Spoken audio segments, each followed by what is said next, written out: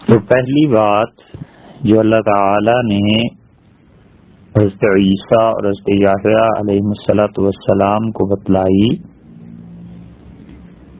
اور یہ کہا کہ بنی اسرائیل کو سکھاؤ وہ اللہ کے ساتھ شرک نہ کرنا تھا، اور اللہ تعالی کی توحید جو تمام ادیان میں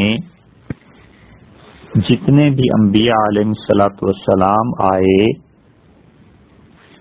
اور جتنا بھی دین کوئی بھی نبی لایا ہے، سب سے پہلے علیہ السلام انہوں نے یہ کہا کہ دیکھو اللہ کی توحید اور لا الہ الا اللہ یہ سب سے پہلی بات ہے۔ پھر انہوں نے دوسری بات بتائی اور انہوں نے فرمایا کہ وَإِذَا قُمْتُمْ إِلَى الصَّلَاةِ فَلَا تَلْتَفِتُوا، اور جب تم نماز کے لیے کھڑے ہو تو پھر ادھر ادھر التفات نہ کرو۔ فَإِنَّ اللہ تعالی کے ہاں معاملہ یہ ہے کہ جب کوئی شخص نماز میں ہوتا ہے تو اللہ تعالی بھی اس کی طرف متوجہ رہتا ہے، ما لم یلتفت، جب تک کہ وہ بندہ ادھر ادھر التفات نہ کرے۔ یہ ادھر ادھر التفات کرنا، اس کا ایک مطلب تو یہ ہے کہ آدمی نماز پڑھ رہا ہے اور بالکل بے دھیانی میں نماز پڑھ رہا ہے، پرواہی نہیں کہ اللہ کے سامنے کھڑا ہوں، حتیٰ کہ رکعتیں بھول جاتا ہے اور یہ مرض لگ جاتا ہے۔ ایک تو رکعت کا بھولنا یہ ہے کہ اللہ کے دین کے کام میں ہی کسی چیز میں مصروف تھا، سوچ اتنی غالب آ گئی پھر خیال نہیں رہا، وہ الگ بات ہے۔ اور ایک یہ ہے کہ وہ دنیا داری میں اتنا پڑا ہوا ہے کہ آدمی بھول جاتا ہے، 3 رکعتیں پڑھیں، 4 رکعتیں پڑھیں، اور احساس ہی نہیں ہے کہ اللہ کے سامنے کھڑا ہے، تو ایسی نماز اللہ تعالی لوٹا دیتے ہیں۔ پھر ایک التفات یہ بھی ہے کہ انسان کا دل کہیں اور لگا ہوا ہے اور نماز میں۔ علامہ اقبال نے کیا خوب بات کہی ہے، انہوں نے فرمایا کہ جو میں سر بسجدہ ہوا کبھی تو زمین سے آئی یہ صدا، تیرا دل تو ہے صنم آشنا، تجھے کیا ملے گا نماز میں۔ تو دل اللہ کی طرف متوجہ نہ ہو، کوئی ایسی چیز غالب آ جائے جو اللہ کی یاد سے رکاوٹ ڈال دے۔ اسی لیے حضور اکبر صلی اللہ علیہ وسلم نے فرمایا جب تمہیں بیت الخلاء جانے کی ضرورت پیش آ جائے تو پھر پہلے تم وہاں سے فارغ ہو کے آ جاؤ، پھر نماز پڑھو۔ اور فقہا نے لکھا ہے کہ کسی آدمی کو بیت الخلاء جانے کی اتنی شدید ضرورت ہے کہ دل اس کا اٹکا ہوا ہے ادھر ہی، اب کہتا ہے بجائے اس کے کہ وضو کو ختم کروں پہلے نماز ہی کیوں نہ پڑھ لوں، پھر بعد میں چلا جاؤں گا، تو ایسی نماز مکروہ ہے، اللہ کے ہاں ناپسندیدہ ہے، کیونکہ اس کو التفات کسی اور طرف ہے، دل کی توجہ کہیں اور لگی ہوئی ہے۔ اسی لیے فقہا نے ان جائے نمازوں پر نماز پڑھنے سے منع فرمایا ہے جن جائے نمازوں میں نقش و نگار ہوتے ہیں۔ وجہ اس کی کیا ہے؟ وجہ یہ ہے کہ جب آدمی رکوع میں جائے گا تو پھر اور جب قیام میں کھڑا ہوگا تو اس وقت بھی ممکن ہے نظر اس کی الجھ جائے گی، یہ چکور خانے کیسے بنے ہوئے ہیں، یہ اس پہ بیت اللہ کی تصویر کیسی بنی ہوئی ہے۔ یہ ڈیزائن کیسا بنا ہوا ہے. تو جب دل ان چیزوں میں اٹک جائے گا تو توجہ اللہ کی طرف سے ہٹ جائے گی. اس لیے پرانے زمانے میں مساجد میں بالکل صاف ستھری سادہ چٹائیاں بچھا دیتے تھے تاکہ لوگ اس پہ نماز پڑھیں. تو ایسی نمازوں پر، جائے نمازوں پر جن میں نقش و نگار بنے ہوتے ہیں، نماز پڑھنا فقہا نے حرام تو نہیں کہا، لیکن اس شخص کے لیے مکروہ کہا ہے جس شخص کی نظر اس ڈیزائن میں الجھ جائے. تو آدمی کو کوشش کرنی چاہیے کہ جائے نماز بالکل سادہ ہو اور کوئی چیز ایسی نہ ہو جو اللہ تعالی کی طرف سے توجہ کو ہٹا دے.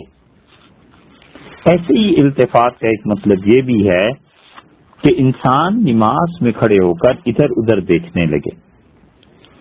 اب اگر ادھر ادھر دیکھنے کا مطلب یہ ہے کہ جیسے وہ کوئی چیز پڑھنے لگے تو یہ تو بہت ہی خراب بات ہے. نماز کی نیت کی اور گھڑی کی طرف دیکھتے رہے کہ اچھا یہ سنتیں میں کتنی دیر میں پڑھ لوں گا، جماعت میں کتنا وقت باقی ہے. بعض فقہا اور مفتی حضرات کے نزدیک نماز ہی ٹوٹ جاتی اس لیے کہ اس نے ایک پورا کام کیا ہے. سر اٹھایا، گھڑی کو دیکھا، وقت کو سوچا کہ 4 منٹ ہیں، 3 منٹ ہیں، یہ رکعتیں جلدی جلدی پوری کروں. امام صاحب دیر سے آتے ہیں، کوئی بات نہیں، ایک رکعت پڑھ ہی لوں گا. امام بالکل وقت پہ آتے ہیں اور جلدی کر لو، ایسے نہ ہو کہ امام کے ساتھ جماعت رہ جائے، پہلی صف میں کھڑے ہو، مشکل ہو جائے گی. یہ ساری باتیں اب وہ سوچ رہا ہے، گھڑی کو بھی دیکھ رہا ہے. تو فقہا میں بہت سے حضرات اس بات کے قائل ہیں کہ وہ کہتے ہیں اس کی نماز ٹوٹ جائے گی. تو ایسے موقع پر کسی شدید ضرورت کی وجہ سے دیکھنا وہ مباح ہے، جائز ہے. مثلاً بچہ پاس کھیل رہا تھا اور ماں نماز پڑھ رہی ہے اور بچہ ایک طرف کو بڑھا اور ماں کو یہ خوف ہے کہ یہ اپنی انگلیاں کہیں بجلی میں نہ دے دے، تو وہ اسے دیکھتی ہے اور نماز پڑھ رہی ہے، یہ ٹھیک ہے. کوئی بیمار ہے، شدید بیمار ہے، اب آدمی اسے چھوڑ کے جا نہیں سکتا اور نماز میں اس کو بھی دیکھتا ہے کہ اس کی حالت اب کیا ہو رہی ہے، یہ بھی ٹھیک ہے. اور بہت سے مواقع ایسے ہوتے ہیں کہ جب انسان کو شدید ضرورت پیش آ جائے تو وہ اس چیز کی طرف توجہ اور دھیان دے سکتا ہے. اور اصل ان تمام چیزوں کی وہ ہے کہ صحابہ کرام رضی اللہ عنہم حضور اکرم صلی اللہ علیہ وسلم کے انتقال سے کچھ دن پہلے یا چند گھنٹے پہلے مسجد نبوی میں نماز پڑھ رہے تھے اور رسول اللہ صلی اللہ علیہ وسلم نے اپنے حجرے کے پردے ہٹانے کا حکم دیا. تو جب پردے ہٹائے گئے تو حضور صلی اللہ علیہ وسلم نے لوگوں کو نماز پڑھتے ہوئے دیکھا اور صحابہ رضی اللہ عنہ نے حضور صلی اللہ علیہ وسلم کو دیکھا کہ اس قدر شدید بیماری کی حالت چل رہی ہے اور آپ ادھر دیکھ رہے ہیں ہم لوگوں کو نماز پڑھتے ہوئے. تو اتنے خوش ہوئے صحابہ رضی اللہ عنہ کے قریب تھا ان کی نمازیں ٹوٹ جاتی اور رسول اللہ صلی اللہ علیہ وسلم نے پردے آگے کرنے کا حکم دے دیا. تو جب شدید ضرورت پیش آ جائے تو اس کے لیے تو اجازت دی ہے، اس کے علاوہ کے لیے اجازت نہیں ہے. اللہ تعالیٰ اپنے بندے کی طرف متوجہ ہوتا ہے اور خدا یہ پسند کرتا ہے کہ اس کا بندہ لمبی رکعتیں پڑھے. اللہ تعالیٰ کو بہت پسند ہے کہ بندہ دیر تک اللہ کے حضور میں کھڑا رہے. بحث اس پہ ہوئی ہے کہ رکعتوں کا طویل پڑھنا یہ زیادہ اچھا ہے یا زیادہ رکعتیں پڑھنا اچھا ہے. تو امام ابو حنیفہ رحمۃ اللہ علیہ کا مسلک یہ ہے کہ وہ کہتے ہیں لمبی رکعتیں پڑھنا زیادہ اچھا ہے، 2 رکعتیں پڑھے لیکن طویل پڑھے، تاکہ بادشاہ کے حضور میں غلام اس کا دیر تک ہاتھ باندھ کے کھڑا رہے۔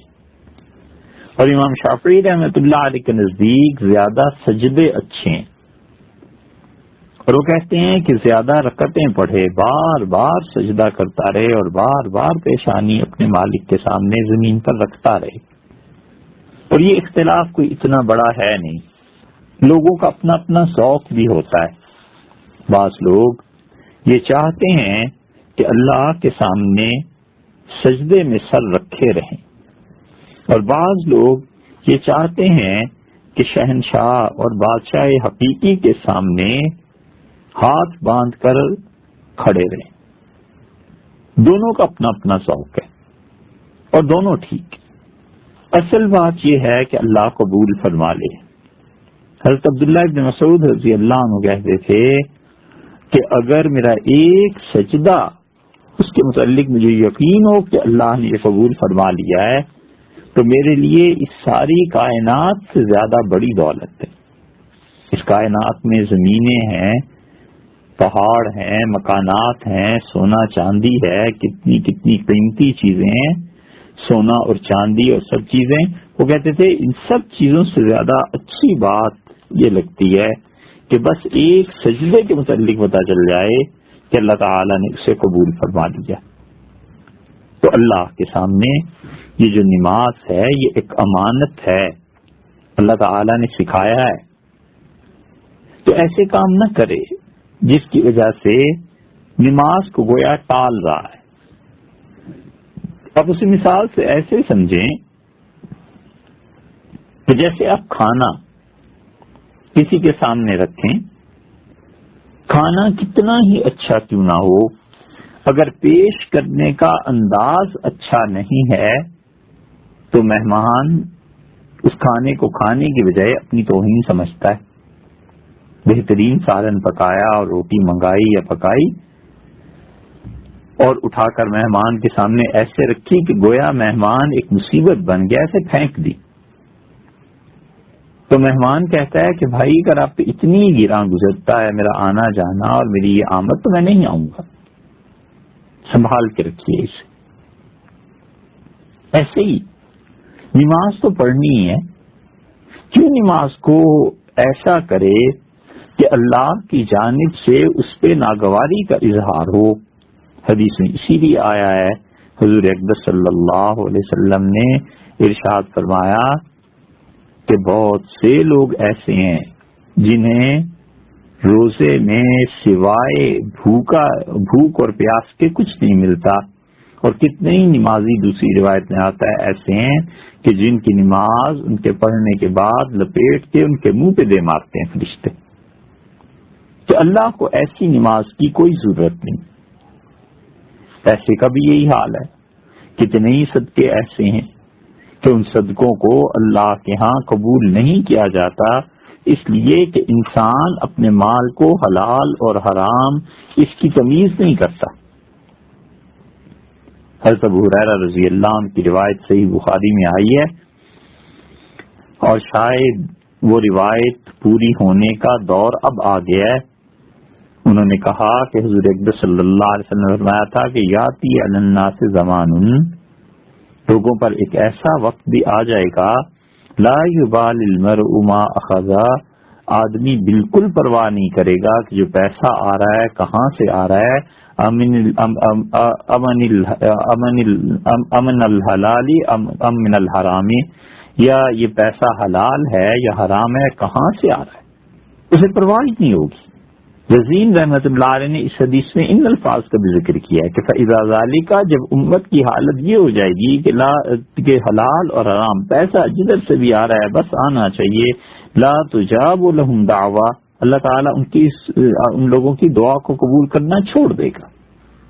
اس لیے بہت سے لوگ ہمارے زمانے میں ایسے ملیں گے جو کہتے ہیں کہ دعا مانگتے ہیں قبول ہی نہیں ہوتی، اللہ تعالیٰ سنتا ہی نہیں، معلوم نہیں کیا ہو گیا ہے، اور پھر جس کو بتاتے ہیں وہ بھی آگے سے لمبی چوڑی تعویلیں کرتا ہے کہ اللہ تعالیٰ اپنے بندے کو کبھی کبھی چیز نہیں دیتا، کیونکہ بندے کے لیے وہ بڑی بڑی تکلیف دہ چیز ہو سکتی ہے، یہ ہے وہ، ایسی بھی سادی بات کہو کہ بھائی یہ جو اللہ دعا کو قبول نہیں کرتا تو اس کا سوچو، غور کرو کہ جو پیسے تمہارے پاس آتے ہیں کبھی یہ سوچا ہے کہ یہ حلال سے آ رہے ہیں کہ حرام سے آ رہے ہیں؟ جو باتیں آپ صبح سے شام تک کرتے ہیں کیا سچ بولتے ہیں کہ جھوٹ بولتے ہیں؟ ایک آدمی جھوٹ بولے اور ایک آدمی حرام کا مال کھائے، پھر اس کی دعا کیوں قبول ہو؟ دعا کے دو پر ہیں، دو بازو ہیں، ایک پر ہے سچ بولنا اور دوسرا ہے حلال کا کھانا، اور پر ایک بھی گر جائے تو پرندہ نہیں اڑتا، پر ایک بھی خراب ہو جائے تو جہاز نہیں اڑتا۔ اس لیے لوگ اس پہ توجہ نہیں دیتے، جھوٹ بولیں گے اور دبا کر جھوٹ بولیں گے، اور پیسہ ہوگا اور اتنا اندھا پیسہ، یا نہ بھی پیسہ ہو تو اسے پرواہ نہیں ہے کہ حلال سے ملتا ہے کہ حرام سے ملتا ہے، بس پیسہ آنا چاہیے۔ تو جب یہ دو صورتیں پیش آ جائیں گی تو اللہ تعالیٰ کیوں اس انسان کی دعا کو قبول کرے گا؟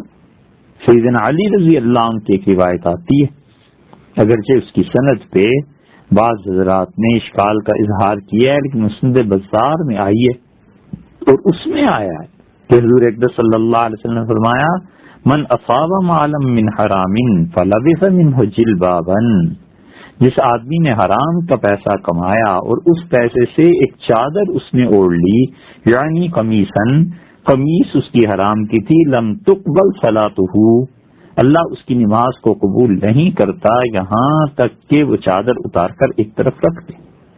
تو اس کو نہیں سوچتے، اسی لیے پرانے زمانے میں مشائخ کو جب کوئی ہدیہ پیش کرتا تھا اور انہیں اطمینان ہوتا تھا کہ یہ حلال مال سے حلال پیسے سے مجھے کچھ دے رہا ہے، تو وہ اس سے اپنے کپڑے بنوا لیتے تھے، کہتے تھے بھائی کم سے کم کپڑے تو حلال اور جائز پیسے کیوں، نماز پڑھتے ہیں، کوئی عبادت اللہ کی توفیق سے کرتے ہیں، تو ایسے نہ ہو کہ حرام کے کپڑے کی وجہ سے عبادت رد ہو جائے۔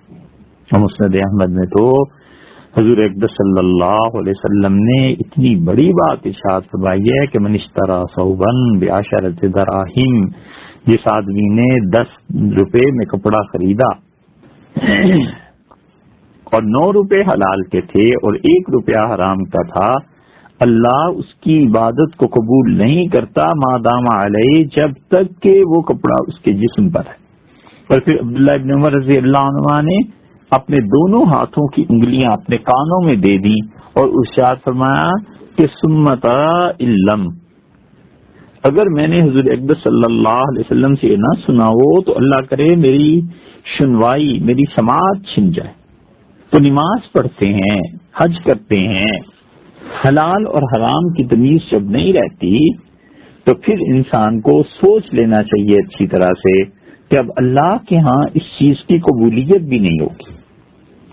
تو نماز ایسی معمولی چیز نہیں جس کے متعلق غفلت ہو جائے، نماز پوری کرے، نمازوں کی قضا بھی پوری کرے۔ یہ جو اب ایک مسلک چلا ہے نا اور لوگوں میں تبلیغ ہو رہی ہے کہ جی بس صرف استغفار کر لو اور نمازوں کی قضا، یہ کوئی چیز نہیں ہے، امت میں یہ مسلک نہیں رہا۔ احناف رحمہم اللہ اور فقہاء ان کے بڑے بڑے کثر اللہ سوادہم، وہ لکھتے رہے ہیں پورے مسائل کہ کوئی آدمی اگر نماز چھوڑ دے گا تو اس کی قضا کیسے کرے گا۔ اللہ کے ہاں پہنچ کر حقوق اللہ میں سب سے پہلی چیز جس کے متعلق پوچھا جائے گا وہ نماز ہے، اس لیے مر جائے مگر نماز نہ چھوڑے۔ اللہ کو اتنی پسند ہے یہ عبادت، اور خدا دیکھتا رہتا ہے اپنے بندے کو کہ کب یہ اٹھے اور اپنے مالک کے سامنے سر ٹیک دے، سجدہ کرے، دیر تک رات کو کھڑا رہے، دیر تک لمبی صورتیں پڑھتا رہے۔ ایسے ایسے لوگ تھے جو ساری مصروفیات کے باوجود دن میں 200 رکعتیں پڑھتے تھے، 500 نفل پڑھتے تھے۔ کیا تھا؟ اللہ کے ساتھ تعلق تھا اور اللہ کے ساتھ ایک طرح کی محبت تھی۔ ہارون رشید کا نام آپ نے سنا ہوگا، بڑا شجی، بڑا بہادر، خیزران کا بیٹا تھا اور یہ ابھی بہت کم عمر تھا ہارون رشید، تو اس کے باپ نے اسے عیسائیوں کے خلاف جہاد کے لیے بھیج دیا تھا۔ تو ہارون رشید سے کسی نے پوچھا عبادت کا، بادشاہی وقت تھا، تو اس نے کہا کہ خلافت جب سے ملی ہے اتنی فرصت ہوتی نہیں، کیا کریں؟ تو اس نے کہا کہ پھر بھی اللہ کے ساتھ تعلق کا کیا حال ہے، کتنی نماز آپ پڑھتے ہیں؟ تو فرض نمازوں کا تو ذکر کوئی کرتا ہی نہیں تھا، وہ تو سب پڑھا کرتے تھے نماز۔ اس نے کہا کہ خلافت کی ان کاموں میں اگرچہ وقت تو نہیں ملتا، لیکن جب سے خلافت لی ہے اب تک روزانہ ایک تو 100 رکعتیں 100 نفل اللہ کے لیے پڑھتا ہوں، اور ہمارے ہاں اب ایسا کال پڑا ہے نفل پڑھنے کا، ایسا کال پڑا ہے کہ بڑے بڑے علماء سنت موقدہ پڑھتے ہیں اور نفل چھوڑ دیتے ہیں۔ ظہر کی 4 سنتیں، 4 فرض، 2 سنتیں اور 2 نفل، چلو کوئی اب کوئی کہہ تو نہیں سکتا کہ جناب یہ ضروری ہیں، لیکن کوئی کہے، اتنا تو پوچھے کوئی کہ ان نوافل کے پڑھنے میں وقت کتنا لگتا ہے، اللہ کے ہاں کیا چیز نماز کی کمی کو پورا کرے گی؟ مغرب کے بعد 2 سنتیں پڑھ لیں گے، نفل چھوڑ دیں گے۔ عشاء میں بھی ایسے ہی کرتے ہیں، بہت جگہ یہ ہوتا ہے، حالانکہ نہیں جانتے حضور اقدس صلی اللہ علیہ وسلم فرض نمازوں کے علاوہ بھی 24 گھنٹوں میں کتنے نفل پڑھتے تھے۔ تو ہارون رشید کہتا تھا کہ اپنی خلافت کے دور میں روزانہ 100 رکعتیں پڑھتا ہوں، اور روزانہ 1000 درہم یا دینار جو اس زمانے کا سکہ تھا، اس نے کہا کہ 1000 روپیہ اللہ کی راہ میں خیرات کرتا ہوں۔ تو اللہ کی راہ میں ہر روز 1000 روپیہ خیرات کرنا اور اللہ تعالی کی راہ میں ہر روز 100 رکعتیں پڑھنا بہت بڑی نیکی۔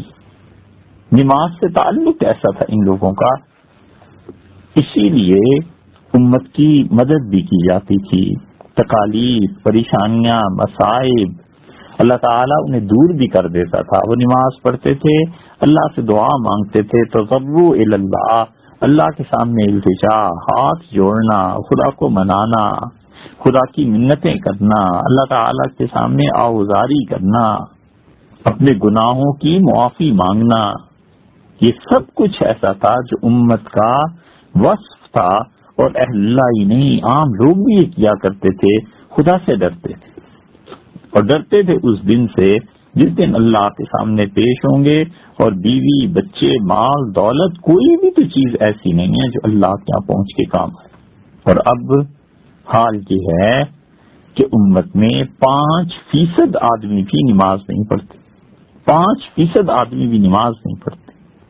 عباسی خلفاء میں مہدی تھا، اور مہدی بن ابو جعفر المنصور، مہدی بن منصور تھا نا، اس کے زمانے میں آندھی چلی، اور اتنی شدید آندھی تھی کہ چیزیں ہوا اٹھا اٹھا کر پٹک رہی تھی گویا، اور اندھیرا چھا گیا۔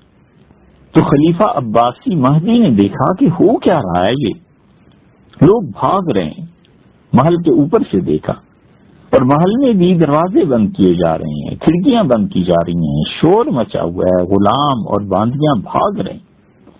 تو مہدی نے کہا کہ فلاں وزیر کو بلاؤ، تو وہ نہیں آیا، پتہ نہیں چلا، ڈر لگ گیا کہ قیامت آ رہی ہے۔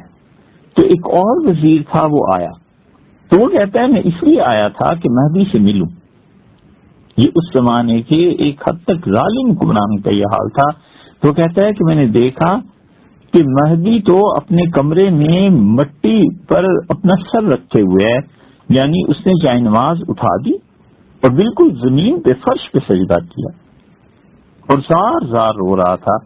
اور وزیر کہتا ہے کہ وہ بار بار کہہ رہا تھا کہ اللہم لا تشمت بنا اعداءنا من الامم، اے پروردگار امتوں میں، اپنی مخلوق میں جو تیرے دشمن ہیں نا کافر، اللہ ان کے سامنے شرمندہ نہ فرما، ولا تفجع بنا نبینا، اور اللہ حضور صلی اللہ علیہ وسلم کا سامنا اگر ہو جائے، آج قیامت آ جائے، تو اے پروردگار ان سے ملاقات ہو جائے تو ان کے سامنے رسوا نہ کر۔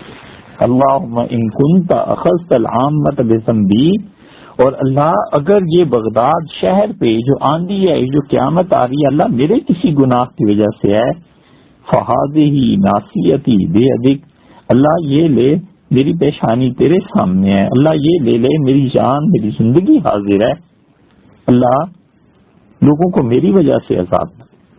تو وزیر کہتا ہے میں دیکھتا رہا کہ جس کا اتنا روب اور دبدبا ہے کس طرح سجدے میں بچوں کی طرح بلک بلک کے رو رہا ہے۔ وہ کہتا ہے کہ فہذہ ناصیتی بیدک، میری پیشانی، میری ذات، میرا سب کچھ آپ کے سامنے ہے، آپ سب چیزیں لے لیں لیکن میرے گناہ کو معاف کر دیں، میری وجہ سے اللہ لوگوں کو عذاب نہ دے۔ تو وزیر کہتا ہے تھوڑی دیر میں سب کچھ ختم ہو گیا، تو اس کی جان میں جان آئی۔ یہ ان لوگوں کا حال تھا جن پر اس زمانے کے بڑے بڑے اولیاء کرام اور فقہاء اعظام رحمہم اللہ تنقید کیا کرتے تھے اور کہتے تھے کہ تم لوگ جو کچھ کر رہے ہو یہ غلط ہے، اور بربلا تنقید کرتے تھے۔ اور یہ خلفاء تھے لیکن سنتے تھے، برداشت کرتے تھے، صبر کرتے تھے، یہ سب کچھ تھا۔ تو ہارون رشید 100 رکعتیں روز پڑھتا تھا، 1000 روپیہ روز اللہ کی راہ میں صدقہ کرتا تھا۔ یہ کیا چیزیں تھیں؟ یہ خدا کے ساتھ تعلق تھا، نماز یہی نماز تھی جو ہم پڑھتے ہیں آج، وہ بھی یہی پڑھا کرتے تھے، لیکن ان کی نمازیں اللہ کو راضی کرنے والی تھیں، ہماری نمازیں ہوتی ہی نہیں، اول تو مسائل ہی نہیں پتا، اور طہارت اور پاکیزگی کے مسائل نہیں پتا، اور ہو بھی جاتی ہیں تو پتہ نہیں وہ اللہ کے یہاں قابل قبول بھی ہیں یا نہیں۔ اس لیے آدمی فکر کرے، سب سے زیادہ فکر کرے اپنی نماز کی اور اللہ کے ساتھ تعلق کی، اور پیشانی اپنی جھکا دے، مٹی میں ملا دے۔ حضور اکبر صلی اللہ علیہ وسلم کے غلام تھے اور انہوں نے مٹی میں نماز پڑھی، عام سادہ زمین پہ، تو ان کی پیشانی پر مٹی رکھ دی، تو اٹھے جب تو وہ جھاڑنے لگے، حضرت رسالت مآب صلی اللہ علیہ وسلم دیکھ رہے تھے، تو آپ نے فرمایا تھوڑی دیر یہ مٹی لگی رہنے دے، تغرب وجہک، اپنے چہرے کو اس مٹی سے صاف نہ کر، مٹی والا ہی رہنے دے۔ یعنی اللہ کے لیے یہ چیز لگی ہے تو اللہ کے لیے یہ چیز باقی رہے، اللہ کے سامنے سجدے کا اثر باقی رہے۔ ایسے لوگ تھے، اللہ کے ساتھ ایسا تعلق تھا، تو اس لیے انہوں نے ان کو دوسری نصیحت یہ کی کہ دیکھو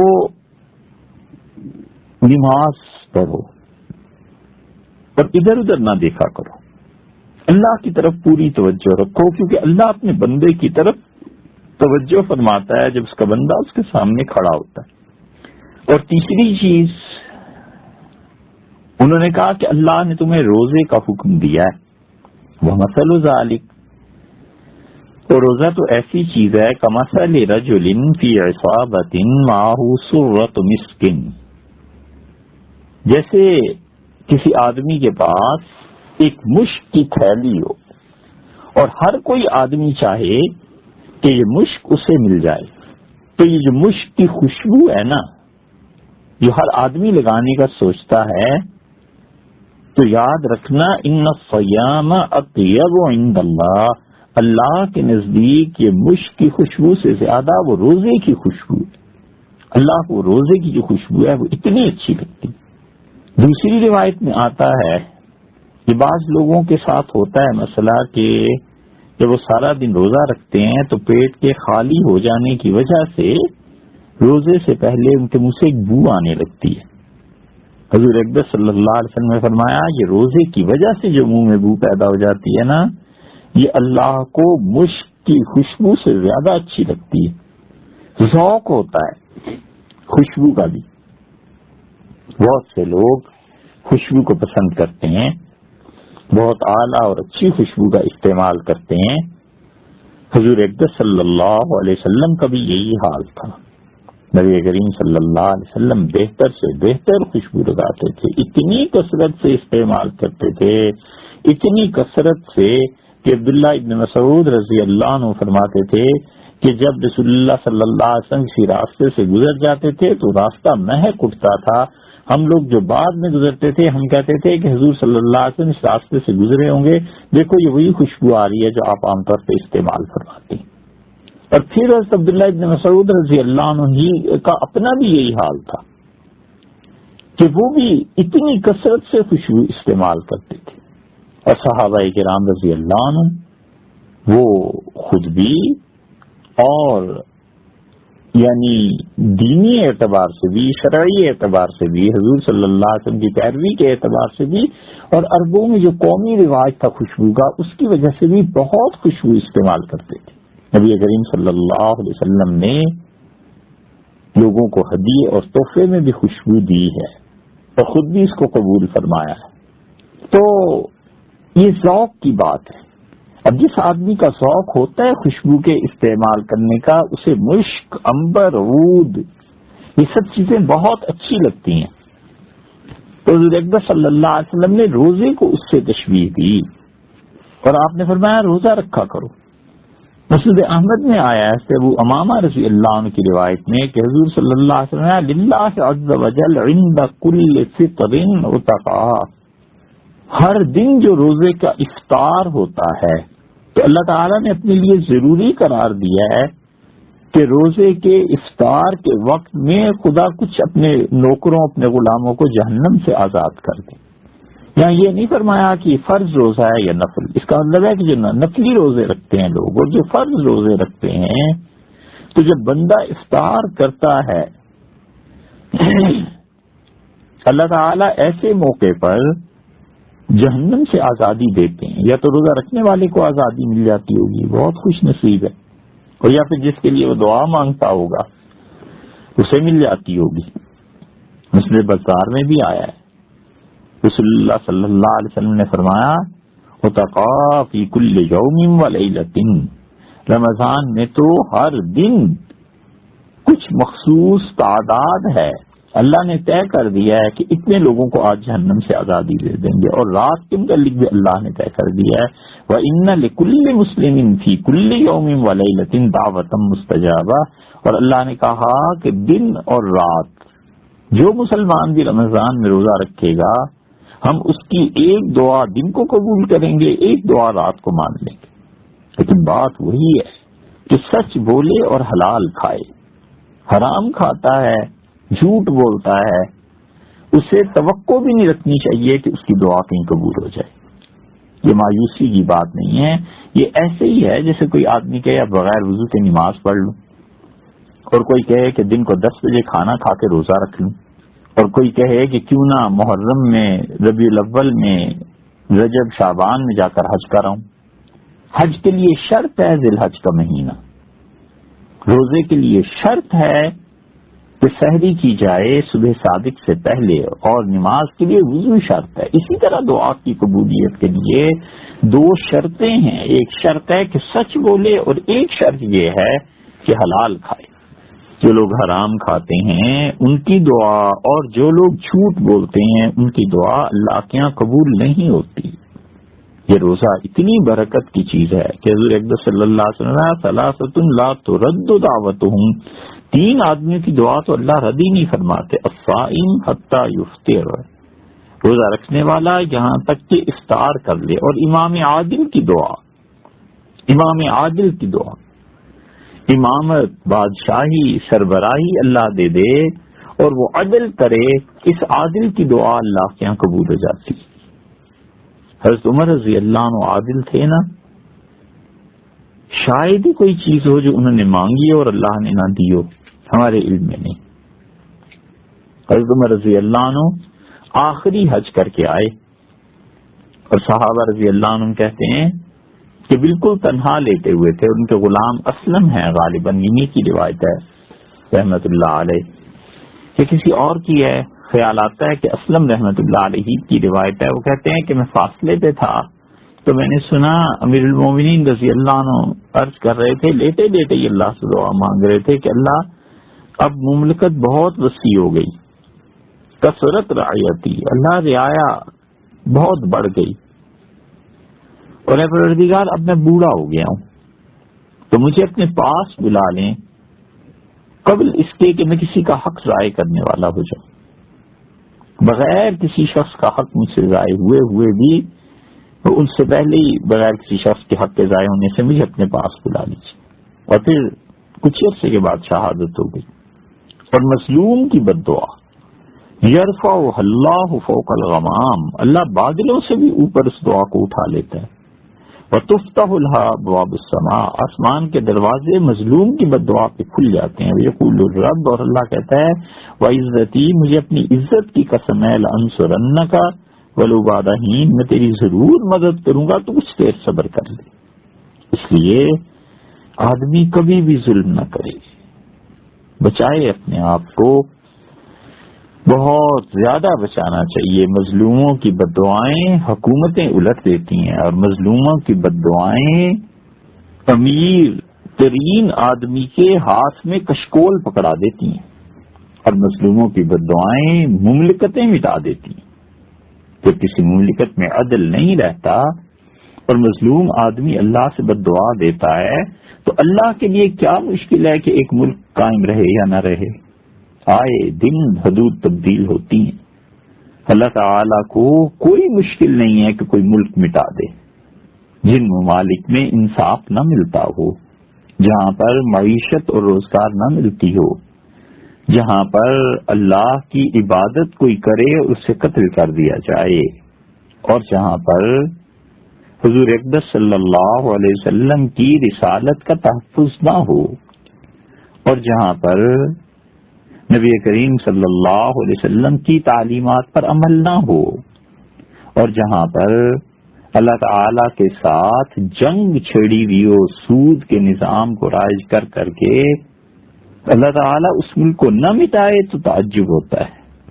مٹ جانا چاہیے اور چھن جانی چاہیے آزادیاں، جن آزادیوں کے بل بوتے پہ لوگوں کو رسوا کیا جاتا ہے، اور اتنی مہنگائی کے لوگ فاقے کریں، اور اتنی بد امنی کہ کوئی انسان غم فکر دکھ سے خالی نہ رہے، اور دولت چند ہاتھوں میں سمٹ جائے اور اس کی منصفانہ تقسیم نہ ہو.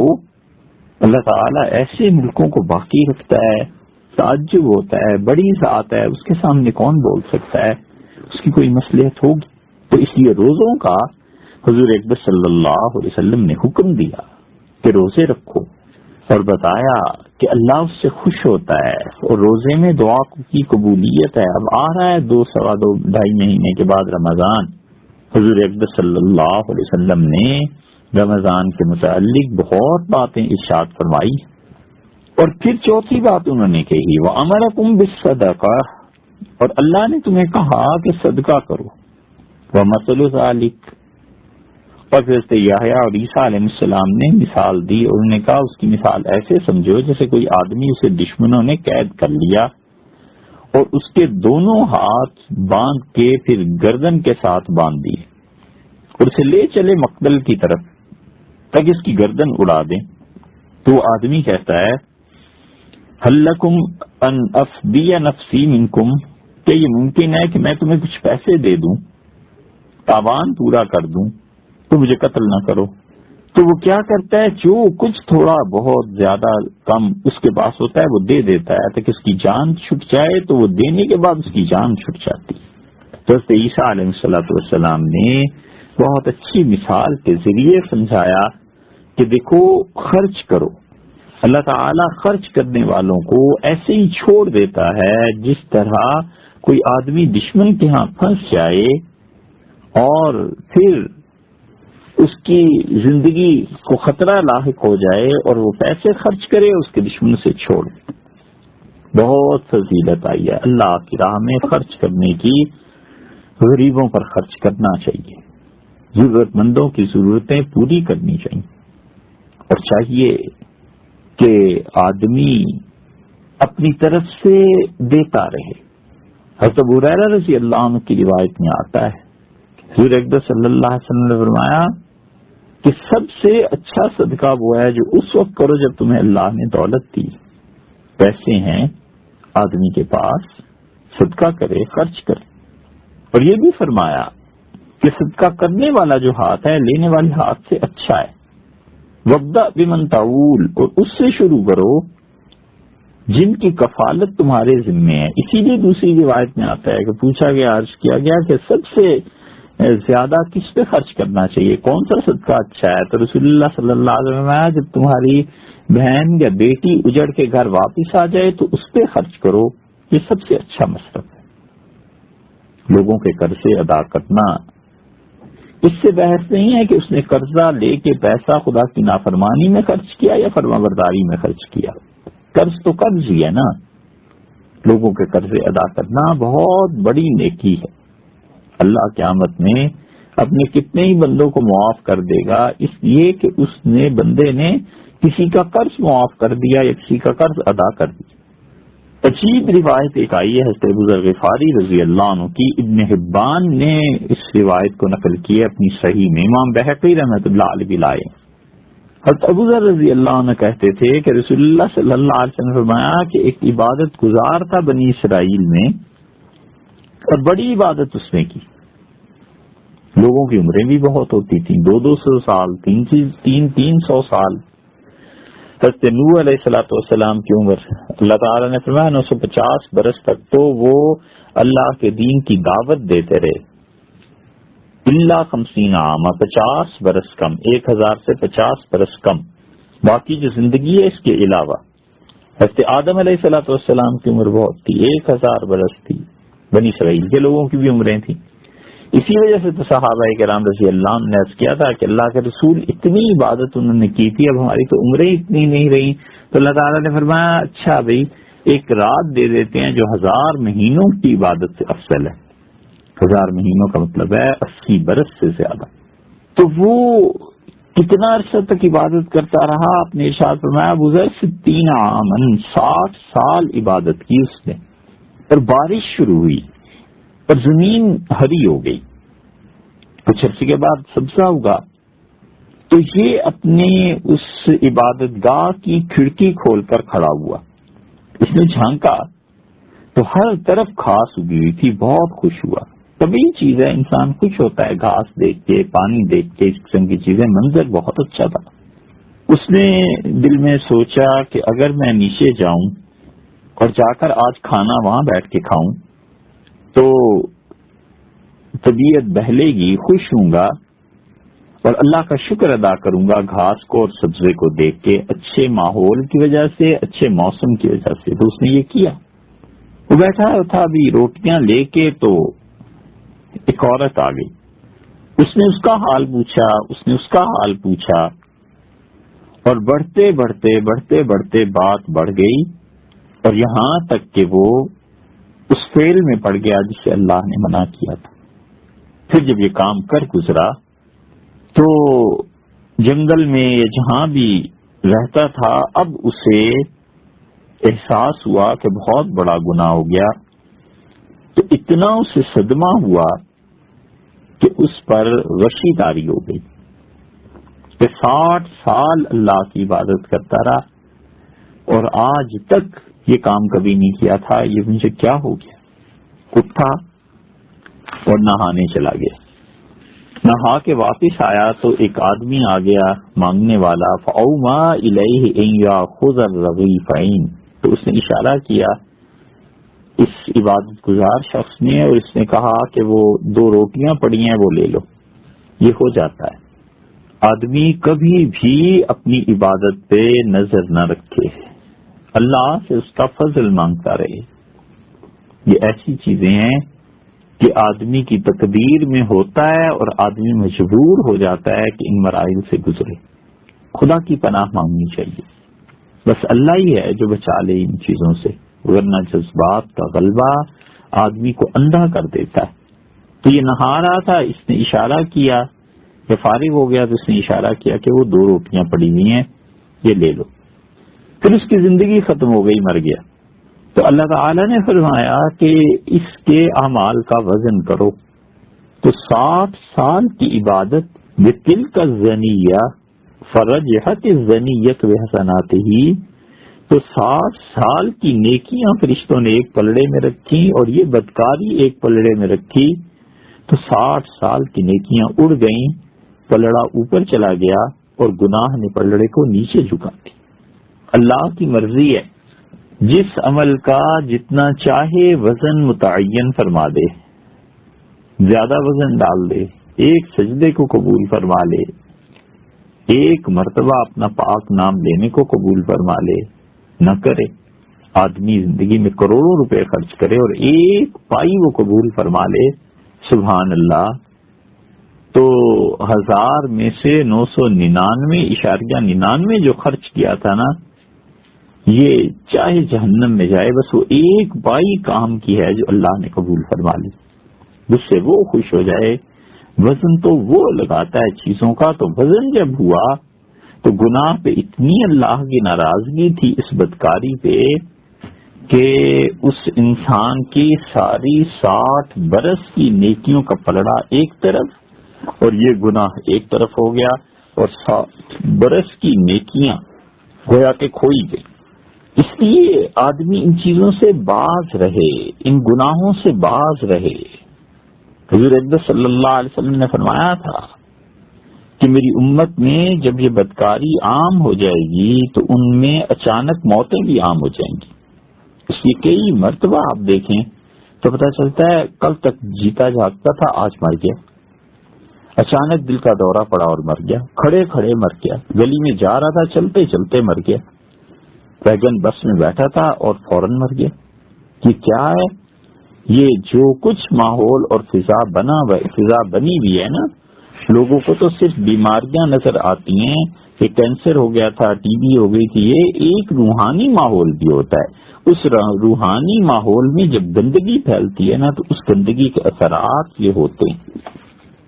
تو اللہ تعالیٰ نے کہا اچھا اب ایسے کرو کہ 60 برس کی اس کی نیکیاں ایک طرف چلی گئیں اور اس کے گناہ نے اس پلڑے کو زمین سے لگا دیا، وہ زیاد رغیف اور رغیفان، تو حکم ہوا کہ 1 روٹی یا 2 روٹیاں جو اس نے دی تھی نا ان کو بھی ان نیکیوں کے ساتھ ملا لو۔ تو 2 روٹیاں جب ان نیکیوں کے ساتھ ملی وہ پھر اللہ نے معاف فرما دی۔ اس لیے اللہ کی راہ میں صدقہ کرنا، لوگوں کو کھانا کھلانا، لوگوں کی ضروریات پوری کرنا، یہ خدا کے ہاں بہت اجر کی چیزیں ہیں۔ حضرت عبداللہ ابن مسعود رضی اللہ عنہ کی روایت تو اور بھی آتی ہے، لیکن وہ ابن مسعود رضی اللہ عنہ خود کہتے تھے، لیکن ابن مسعود رضی اللہ عنہ خود اتنی بڑی بات کیسے فرما سکتے تھے؟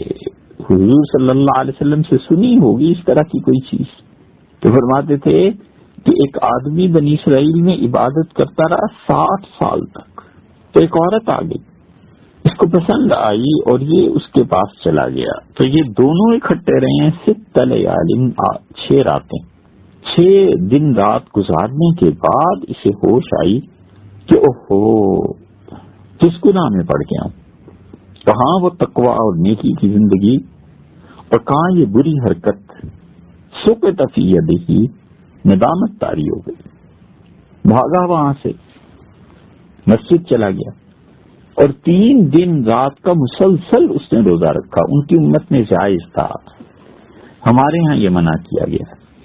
اصل اللہ کا قرب حاصل ہوتا ہے حضور صلی اللہ علیہ وسلم کی مطابقت سے۔ جو روزہ حضور صلی اللہ علیہ وسلم کی سنت کے خلاف رکھا جائے اس سے زیادہ ثواب اس میں ہے کہ عید الفطر کے دن صبح کھجوریں کھا لی جائیں۔ یہ جو آیا ہے کہ رسول اللہ صلی اللہ علیہ وسلم عید الفطر میں کچھ کھا کے جاتے تھے گھر سے، اور بڑی عید قربانی کی عید پہ کچھ نہیں کھا کے جاتے تھے، کوئی آدمی اس پہ عمل کر لے گا نا تو یہ اس کے نفلی روزوں سے بھی اچھا ہے، اس کی اپنی خواہش کے نفلی روزے سے زیادہ بڑا ثواب یہ ہے کہ عید الفطر کے دن کھا کے جائے، اس لیے کہ حضور صلی اللہ علیہ وسلم نے ایسے کیا۔ تو اس زمانے میں لوگوں کی صحتیں بھی اچھی تھی، 3 دن اور 3 رات مسلسل سے کچھ نہیں کھایا۔ اب جب افطار کا وقت آیا یا کوئی وقت آیا تو روٹی اس کے سامنے رکھی گئی، 2 آدمی مانگنے کے لیے آ گئے تو اس نے آدھی روٹی ایک کو دے دی اور آدھی روٹی دوسرے کو دے دی۔ فبعث اللہ الیہ ملک الموت، اللہ نے موت کا فرشتہ بھیج دیا۔ یہ آخری عمل تھا اس کا۔ حضور صلی اللہ علیہ وسلم کی ایک حدیث ترمذی میں آئی ہے، بہت عجیب چیز ہے، بڑی پر امید ہے۔ حضور اقدس صلی اللہ علیہ وسلم نے فرمایا دیکھو ہر آدمی کا حشر اللہ کے ہاں اس چیز پہ ہوگا جو اس کا آخری عمل تھا، عمل ما عمل، جو کچھ بھی وہ زندگی میں چاہے کرتا رہا ہو، بس موت جس چیز پہ آئی ہے اللہ کے یہاں فیصلہ اس پہ ہوگا۔ اس لیے اللہ تعالی کبھی کبھی ایسا نیکی کا کام موت سے پہلے کرا دیتا ہے کہ عمر بھر کے گناہ معاف ہو جاتے ہیں۔ اللہ چاہتا ہے اپنے بندے پہ رحم کرے، وہ چاہتا ہے کہ اپنے بندے کو جنت میں لے جائے، تو زندگی میں کچھ بھی کرتا رہا، جتنا بھی منہ کالا کیا، موت سے پہلے کیا عمل تھا؟ موت سے پہلے عمل جاتے جاتے صدقہ کر گیا، موت سے پہلے کا عمل ساری زندگی خرابی میں گزاری، اور موت سے چند دن پہلے توبہ تائب ہو گیا، مسجد جانے لگا۔ موت سے پہلے کا عمل زندگی بہت برے طریقے سے گزاری، اب جی میں آیا کہ چلو حج کرائیں، جو کچھ بھی کیا، لیکن موت سے پہلے کا جو عمل ہے نا، یہ اللہ کے ہاں بہت قابل قدر ہے۔ اسی لیے بڑے بڑے مشائخ اور اولیاء اللہ اور فقہاء اور مفتی رحمہم اللہ وہ اللہ سے یہی مانگتے تھے کہ حسن خاتمہ چاہیے۔ بڑے خوش قسمت ہیں وہ لوگ جن کی موت سے پہلے ہی انہیں جنت کی بشارتیں ملنے لگیں، وہاں کی ہوائیں انہیں پہنچنے لگیں، اور ان کو اطمینان دلا دیا جائے کہ میرے بندے آ جا، تو تیرے لیے آرام ہی آرام ہے۔ تو اللہ نے فرشتے کو بھیجا اور فرشتے نے اس کی روح نکال لی۔ تو 60 سال کی عبادت خدا نے کہا تولو اس کی، اور پھر یہ جو اس نے 6 راتیں اس عورت کے ساتھ گزاری ہیں وہ تولو، تو 6 راتیں بڑھ گئیں، گناہ بڑھ گیا۔ اللہ تعالیٰ نے فرمایا کہ اچھا ان 6 راتوں کو تولو اس ایک روٹی کے ساتھ، تو روٹی بھاری نکلی جو اس نے آدھی 2 ٹکڑے لوگوں کو دیے تھے، تو اللہ تعالیٰ نے فرمایا معاف کیا ہے۔